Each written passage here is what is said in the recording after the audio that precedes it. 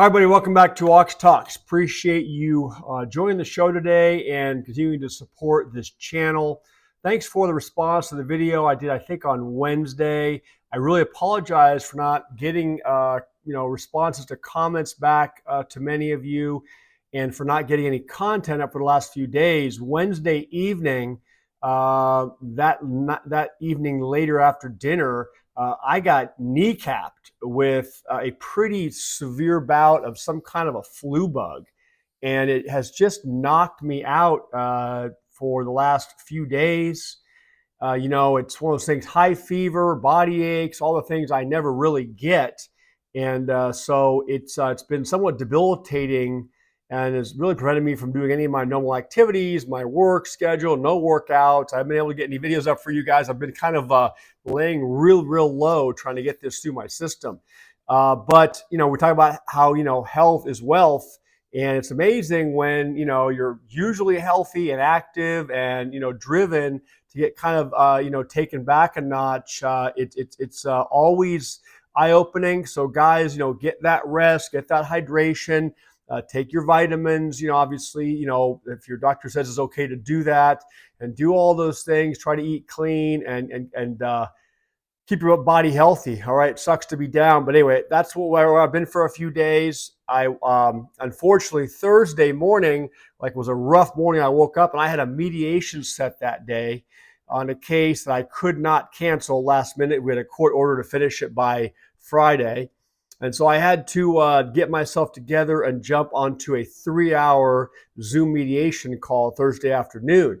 Normally, these mediators, since pandemic on the Zoom mediations, they just split the parties up into their separate rooms. They don't have all the parties in one meeting room to start.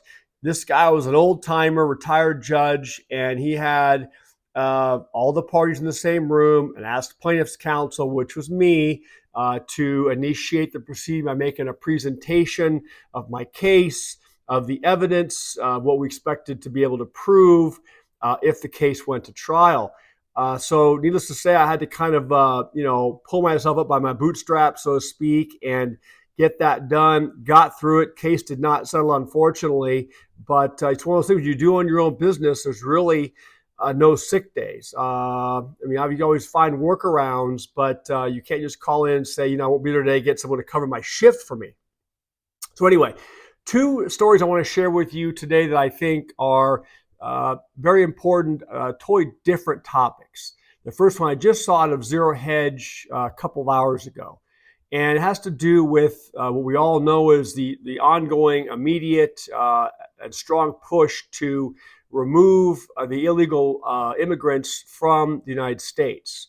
And the story out of Zero Hedge today that basically says that evidently there were 2 plane loads of Colombian citizens or nationals that were here in the United States illegally, that were seized in raids, and they had the United States had 2 plane loads, or ICE, ready to go back to Colombia, and the Colombian government said, nah, we're not going to allow those planes to land in Colombia. We will not accept those planes on our soil with their own nationals. So immediate response from the president was that he came out on social media post and said he ordered an immediate 25% tariff on all Colombian goods coming into the United States, which would be raised to a 50% within 1 week. He also said, and said part of his order was an immediate travel ban and immediate visa revocations on Colombian government officials and all allies and supporters, as well as visa sanctions on party members, family members, and supporters of the government of the president, government of President Gustavo Petro. So, from what I can tell, within 8 hours, I don't know exactly the time frame, President Gustavo Petro of Colombia has now come out and rethought his position, and he has not only agreed to take his own citizens who are in our country illegally back, but he's offered a presidential airplane to come and retrieve them from the United States. All right. So in the comments I saw in the Zero Hedge article, you guys can pull it up for yourselves. You see we want to have a dignified return of our citizens and make sure they're protected and treated well. That's interesting because if I'm wrong, let me know. Leave your comments below. But aren't these the same citizens that they want treated with dignity, that went on caravans in groups, filthy conditions, men, women, and children for days and days and days up through South America and eventually making their way to the United States border? I mean, were those dignified conditions? So anyway, we have this playing out. It's the first shot across the bow by the president, which basically indicates that he will not, from what I'm seeing here, you guys weigh in below, he will not hesitate to use the tariff issue to achieve results that he believes need to be achieved. And he basically said, by refusing those airplanes, you are interfering with the national security of the United States. So there you have it. That was and the article says it's the shortest trade war ever. So I thought you guys want to hear about that if you hadn't heard about it. And the second article I want to share with you is also on the Zero Hedge, and it talks about the consumers in this country. And we've shared articles before. You hear the old line that people don't have $400 to pull together in case of an emergency. This article says 59% of Americans don't have enough savings for a $1,000 emergency. Most Americans cannot afford a $1,000 emergency expense, with inflation and high interest rates affecting their ability to save adequately, according to a recent survey by consumer services company Bankrate. And I will editorialize. It's that, certainly the cost of things is crazy, but it's also reckless spending habits by most Americans, okay? They contribute in a lot of respects to their own demise with this stuff, all right? How many people do you know that abuse credit card debt? I got a comment the other day from a viewer that said his dad or his uncle died with $70,000 of credit card debt, and more power to him. And I guess if you're at a certain stage in your life where no one depends on you, you depend on nobody else, and you don't mind taking that approach, that is your prerogative. But for the 99.99% of the rest of us that do rely on credit scores, do have family to support, do care about hopefully, making our children's life better for them and our life, and all those kind of things, it's important, okay? A full 59% of Americans aren't in a position to use their savings to pay for a major unexpected expense, such as $1,000 for an emergency room visit or a car repair. This is up from 56% a year back, okay? So the percentage of people that cannot afford a $1,000 emergency is going up. It's worse than it was last year. We're essentially a paycheck-to-paycheck nation, said Mark Hamrick, senior economic analyst at Bankrate. Fewer Americans have the equivalent of a financial safety net to cover inevitable unexpected expenses, despite low unemployment and steady growth.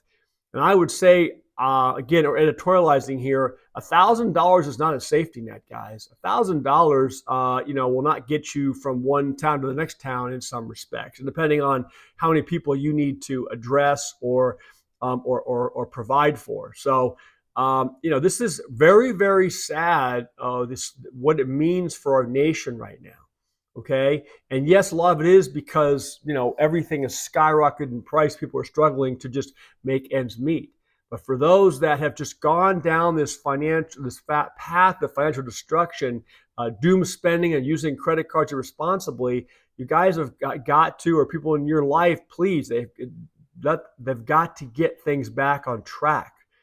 It says Bankrate said Americans have been struggling against a number of economic headwinds over the past several years, including a slowing job market and high inflation. And the job market is probably going to keep slowing because now we're going to have a whole host, probably hundreds of thousands, well, tens of thousands, if not more, of government workers that are going to be flooding into the workforce looking for work because they're going to be fired from the federal government. All right. To help alleviate the financial crunch, President Trump issued an executive order for delivering emergency price relief for families and tackling the cost of living crisis facing America on his first day in office. The 12-month inflation rate, which has remained below 3% since July, has risen for the last 3 months. And again, you really can't believe that it's only 3%. All right, that even average, it's much higher than that.